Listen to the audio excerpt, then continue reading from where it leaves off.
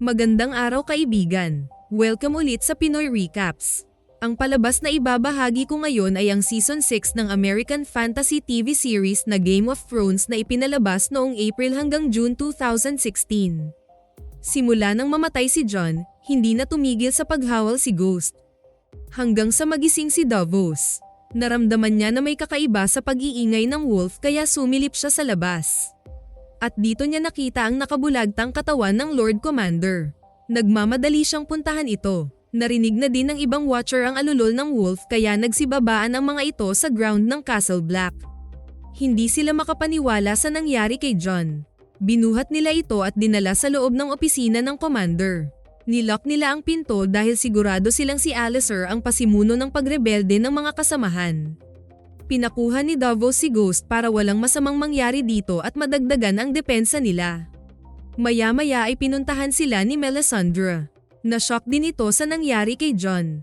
Nakita umano nito sa apoy ang commander na nakipaglaban sa Winterfell. Nang mag-meeting ang mga watchers, dito inamin ni Alliser na siya at iilang mga kasamang officers ang pumatay umano kay Jon. Nagalit ang iba sa mga ito pero nanahimik din nang marinig nila ang katwiran ng watcher. Nasa loob ng libo-libong taon, wala umanong commander ang lumabag sa kanilang sinumpaan. Nasisirain umano ng Lord Commander ang Night's Watch dahil pinapasok nito ang mga kaaway nilang wildlings sa kanilang teritoryo. Kaya tama lang umano ang ginawa nila kay Jon. Gusto na ni Ed at mga kasama na sugurin ang mga pumatay sa commander nila. Ngunit pinigilan sila ni Davos. Huwag daw silang padalos-dalos at wala umanong mamamatay ng araw na iyon kaya dapat pag-isipan nilang mabuti ang kanilang mga hakbang. Dagdag nito na marami umano silang may utang na loob kay Jon. Kaya dito naisip ni Ed ang mga wildlings. Bago ito umalis, sinabihan ang mga kasama na wag buksan ang pinto at babalik agad ito. Nang araw ding iyon, pinuntahan sila ni Alliser para sumuko na. Hindi umano sila gagalawin ng mga ito. Patatawarin umano ang mga watchers at pakakawalan si Davos. At binigyan sila ng hanggang gabi para magdesisyon. Si Ed na lang umano ang pag-asa nila. Pero ayon kay Davos, susubukan umano nila si Melisandre. Kaya nagtaka ang mga watchers kung ano ang maitulong ng babae sa kanila. Ang hindi alam ng lahat, isa na palang matanda si Melisandre. Bumabata lang ito dahil sa black magic na nasa kwentas nito.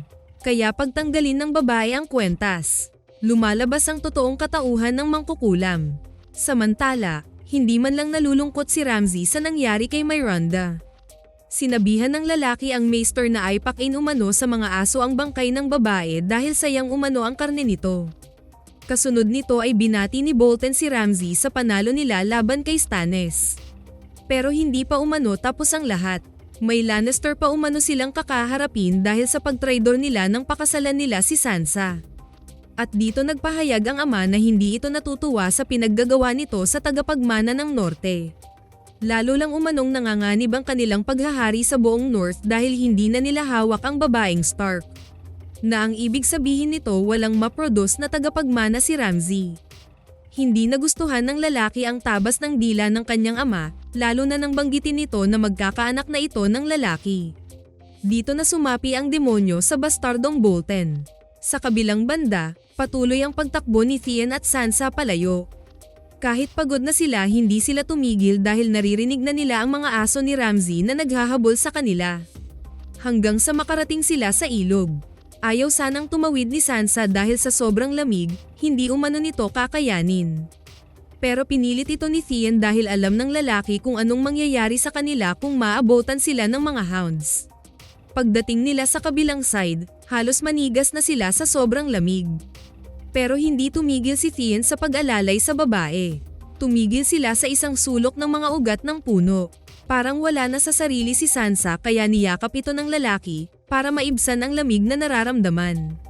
Ngunit hindi nagtagal, naririnig na naman nila ang kahul ng mga hayop kaya sabi ni Theon, ilalayo nito ang mga humahabol. Takot na takot ang babaeng Stark maiwan mag-isa pero pinalakas nito ang loob niya. Tumuloy lang umano siya sa norte, sa Castle Black, dahil kailangan niyang makasurvive. Hindi umano siya papabayaan ni Jon pagdating niya sa wall. Hinarap ni Theon ang mga kawal ni Ramsay. At nagsinungaling siya sa mga ito na patay na si Sansa kaya mag-isa na lang siyang tumakas. Ngunit dahil sa talas ng pangamoy ng mga aso, natunton din nila si Sansa sa pinagtataguan nito. Pero nagulat ang mga ito nang biglang dumating si Brienne at Podrick. Dito na sila napalaban at nagtulungan ang tatlo na maubos ang mga sundalo ng Bolton. Maya-maya lang ay tumayo na si Sansa at hinarap ang dalawang nagligtas sa kanya. At sa pangalawang pagkakataon, lumuhad ulit si Brienne sa harapan niya para manumpa ng loyalty nito. Dahil napatunayan na rin niya ang katapatan ng babae, na kahit tinanggihan na niya ito noong una, sumunod pa rin ang dalawa at niligtas siya ngayon. Kaya malugod niyang tinanggap si Brienne bilang tagapagligtas. Ilang araw ang lumipas, nakarating kay Cersei ang balitang may barkong galing ng Dorne ang damang sa dalampasigan ng palasyo. Kaya excited itong sinalubong ng reyna. Ngunit napalitan ng lungkot ang pananabik nito nang makita ang sakay ng bangka. Walang nagawa si Cersei kundi mapaiyak sa sinapit ng anak. Nangyayari na umano ang hula ng mangkukulam noon sa kanya. Na lahat umano ng mahal niya sa buhay ay mawawala sa kanya. Ngunit pinigilan siya ni Jaime na wag nang isipin ang nangyari na. Paghandaan na lang umano nila ang mga darating at makipaglaban para sa kanilang pamilya. Balik sa Dorne, nagpatuloy sa pagkukunwaring bumait na si Ellaria kay Prince Doran. Ngunit nang matanggap ng prinsipe ang mensahe na patay na si Myrcella, dito na kumilos ang babae. Sinaksak ng anak nito ang loyal guard ni Doran at mabilis ding sinaksak ni Ellaria ang prinsipe. Dalawang kapatid umano nito ang namatay sa King's Landing, si Elia at Oberyn, pero wala man lang daw ginawa si Doran kundi maupo lang sa castle ng Dorne. Kasunod nito ay pinatay din ng dalawa pang anak ni Ellaria si Trystane. Samantala, habang naglalakbay si Daario at Jorah, inamin na din ng huli na may pagmamahal ito sa reyna kahit alam nitong hindi ito masusuklian sa nararamdaman. Frustrating umano pero tanggap na rin nito ang kapalaran. Maya-maya ay sinilip ni Jorah ang kanyang braso. Lumalaki na ang infection niya. Hanggang sa makarating sila sa location kung saan napakaraming bakas ng kabayo ang naiwan sa lupa. Tiningnan ni Jorah ang gitna at dito niya nakita ang singsing ni Khaleesi. At sa dami nito, sigurado umanong Dothraki ang kumuha kay Daenerys. Nang mga sandaling iyon, nagpahinga ang buong tribo ng Dothraki sa kanilang paglalakbay. At dito na nagkaharap si Daenerys at Khal Moro, ang leader ng clan na hamuli sa kanya. Binastos siya ng mga tauhan ng Khal at gusto siyang papugutan ng asawa nito. Ngunit hindi ito pinansin ng pinuno dahil nagustuhan nito ang reyna at gusto nitong magkaanak kay Khaleesi. Pero natigilan si Moro nang sabihin ni Daenerys na asawa siya ni Khal Drogo. Hindi ito makapaniwala sa narinig. Dahil dito humingi ito ng paumanhin. At tinanggal siya sa pagkakatali. Pinagbabawal umano sa kanilang tribo ang tumabi sa asawa ng yumaong Khal. Nangako itong wala nang gagalaw sa kanya. Kaya nag-request si Daenerys na ibalik siya sa Meereen na ang magiging kapalit nito ay 1,000 kabayo. Pero sabi ng mga ito na iisang templo lang ang pupuntahan ng mga byuda ng Khal, ang Dashkal Inn. Dito umano maninirahan si Khaleesi habang buhay kasama ang iba pang mga asawa ng namatay na mga Dothraki leader.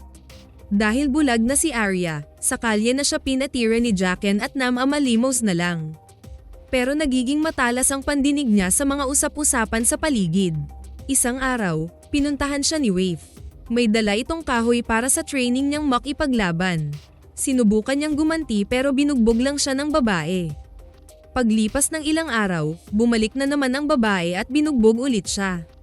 Pero hindi niya alam saglit lang si Waif kaya puro hangin ang pinapalo niya. Nang biglang nagsalita si Jaqen. Tinanong siya nito ng kanyang pangalan pero sagot niyang wala siyang pangalan. Maya-maya ay sinama na siya nitong bumalik sa templo dahil hindi na umano siya Ma'am Alamos. Kahit nakabalik na si Arya, bulag pa rin ito at patuloy ang training nila ni Waif. Hanggang isang araw, naging alisto na ang pandinig ni Arya at tinamaan na din niya ang babae. Na-impress si Jaqen sa kanya kaya binalik na nito ang kanyang paningin. Nag-umpisa na ring mag-training si Bran bilang isang three-eyed raven. Dinala siya ng matanda sa nakaraan kung saan bata pa ang kanyang amang si Ned. Nakita niya ang kanyang tiyahin na si Lina at Uncle Benjen. At nakita din niya si Hodor, na ang totoong pangalan ay si Willis. At natuwa siya nang marinig na nagsasalita din pala si Hodor noon.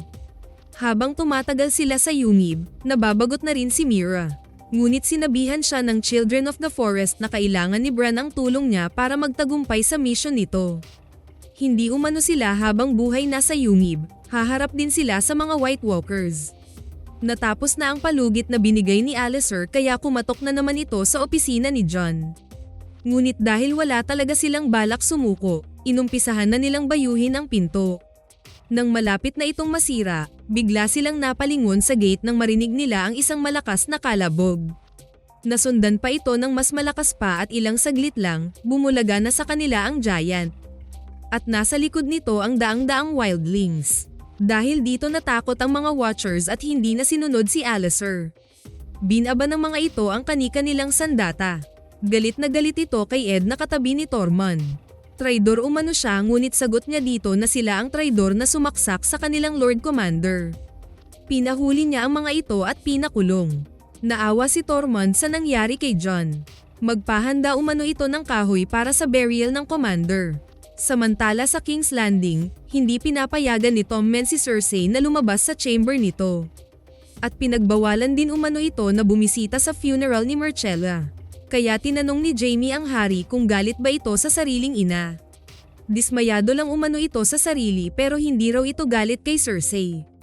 Wala umano itong nagawa na siya ang hari, na hinayaan lang niyang mapahiya ang ina na maglakad sa kalye na nakahubad. Dito sinabihan ni Jaime si Tommen na bisitahin si Cersei at humingi ng tawad. Habang sa Meereen, ilang araw pa ang lumipas, wala pa rin silang balita kay Daenerys. Bumalik na umano sa pang-aalipin ang Yunkai simula nang mawala ang reyna. At hindi rin umano kumakain ang dalawang dragons simula din ng pag-alis ni Daenerys. Dahil dito, naglakas loob si Tyrion na pasukin ang dungeon. At tama nga ang sabi nito na matalino ang mga dragons. Hindi naramdaman ng mga ito na kalaban ng imp kaya hindi nila ito kinain. Pagkatapos nitong pakawalan ang dalawang hayop, nagmamadali na itong lumabas. Nakarating na din sa Winterfell ang nangyari sa mga tauhan ng Boltons na humabol kay Sansa. Kaya nagsuggest na naman si Ramsay na lusubin umano nila ang Castle Black para makuha nila ang babaeng Starks. Ngunit hindi sang-ayon si Bolton dito dahil mas lalo lang umanong babaho ang pangalan nila sa North kung papatayin nila ang Lord Commander. Maya-maya ay binalita na ng Maester kay Lord Bolton na lalaki ang anak nila ni Walda. Hindi kinatuwa ni Ramsay ang balitang ito. Ngunit lumapit pa rin ito para batiin ang ama. Yun pala ay may masamang plano na ang bastardong anak. Sinaksak nito bigla si Lord Bolton. Kasunod nito ay inutusan ang Maester na ibalita sa buong North ang nangyari sa Warden na nilason umano ito ng kalaban. Dagdag pa nito na tawagin ang mother-in-law at ang bagong silang na kapatid. Paglabas ni Walda, nagtataka ang babae bakit si Ramsay ang humarap sa kanila. Kunwari pa nitong hinawakan ang sanggol. Maya-maya lang ay dinala ni Ramsay ang dalawa sa kulungan ng mga aso nito. At dito isa-isang binuksan ng lalaki ang kulungan ng kanyang mga alaga. Alam na ni Walda ang gustong gawin ng lalaki kaya nagmakaawa ang babae ngunit walang puso silang pinalapan ni Ramsay sa mga alaga nito.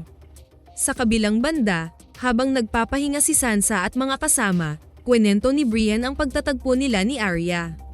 Hindi siya makapaniwala na buhay pa pala ang kanyang kapatid at masaya siya na sa dami ng kanilang pinagdaanan. May pag-asa pa silang magkikita ng kapatid. Ilang sandali lang ay nilapitan niya si Theon na hindi mapakali sa pagpahinga nila. Natatakot itong masundan sila ng mga tauhan ni Ramsay. At mas natatakot din itong tumuloy sa Castle Black dahil sigurado umanong papatayin ito ni Jon. Kaya nagdesisyon ang lalaki na wag na itong sumama sa kanila. Uuwi na umano ito sa Iron Islands. Samantala sa Iron Islands ng mga oras na iyon, nagkasagutan si Yara at kanyang ama dahil nagsusumbatan ang dalawa sa nasayang nilang mga resources at mga tauhan sa pag-atake sa mga Northerners na hindi naman nila kayang protektahan. Bakit umano nila pagpilitang okupahin ang kalupaan na mas magaling lang sila sa karagatan? Ngunit nagmatigas si Bailon. Pinagbanta siya ng ama na sumunod na lang umano sa mga utos nito kung ayaw niyang mawala ang karapatan niyang tagapagmana ng Iron Islands.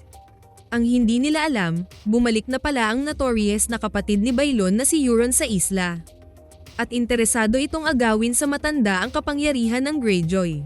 Dahil dito, hinulog nito ang kapatid sa hanging bridge. Pagkatapos ng burial ceremony ng ama ni Yara, Sinabihan siya ng kanilang pari na baka siya ang pinakaunang babaeng reyna ng isla. Pero hindi pa umano ito sigurado, dahil nasa Kingsmouth ang desisyon kung sino ang susunod na mamumuno sa kanila. Balik sa Castle Black, kinausap ni Davos si Melisandre kung pwede ba nitong subukan ang black magic kay Jon. Ngunit sagot nitong wala umano siyang kapangyarihan sa ganun. Na yung mga nakikita niyang kaganapan sa apoy, hindi umano totoo yun. Nakasinungalingan lang umano ang lahat ng kanyang ginagawa, pero iginiit ni Davos na hindi peke ang kanyang mga nasaksihan. Uminom umano ito ng lason pero hindi namatay, nanganak ng isang demonyo na pumatay kay Renly. Kailangan umano nilang subukang ibalik si Jon. May isa umanong pari na kayang bumuhay ng patay sa pamamagitan ng pagdarasal sa Lord of Light. Maya-maya lang ay pumayag na rin ang babae na gawa ng ritual ang bangkay ni Jon at subukang maibalik ang buhay nito.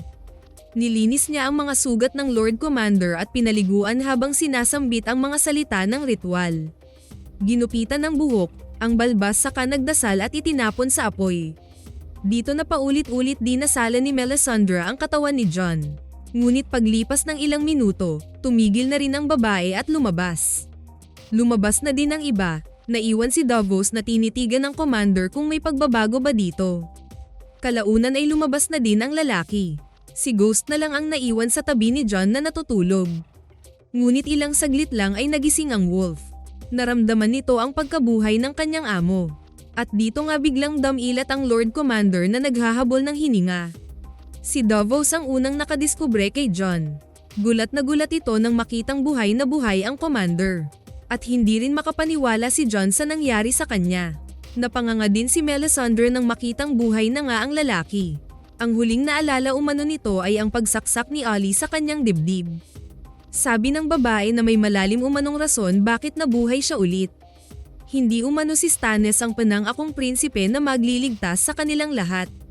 Imbes na maging masaya si Jon sa pagbabalik, nalulungkot umano siya dahil sa pag-aakalang tama ang ginagawa niya. Hindi umano siya nagtagumpay, ngunit hindi sumuko si Davos sa kanya. Pinalakas nito ang loob niya na magpatuloy lang at harapin ang pagsubok. Kung sakaling babagsak na naman siya, bumangon lang ulit. Ganun lang ang buhay. Nang lumabas na siya, namangha ang lahat at hindi makapaniwala na totoong buhay siya. Masaya siyang sinalubong siya ni Tormund at Ed. Dinala ng Three-Eyed Raven si Bran sa nakaraan ng kanyang ama, kung saan nakipaglaban ito sa mga kawal ng Targaryen na nagbabantay sa isang tower kung saan naroon ang kanyang tiyahin na si Lyanna. Nanaig si Ned sa labanan kaya paakyat na ito ng tower para tingnan ang kapatid, ngunit tinawag ito ni Bran.